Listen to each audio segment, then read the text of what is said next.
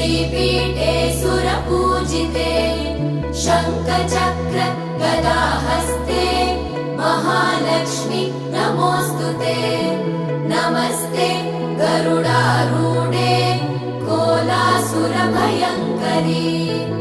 सर्वपाप हरे देवी महालक्ष्मी नमोऽस्तुते महादेव्यै च विद्महे विष्णुपत्नी च धीमहि तन्नो लक्ष्मी प्रचोदयात्।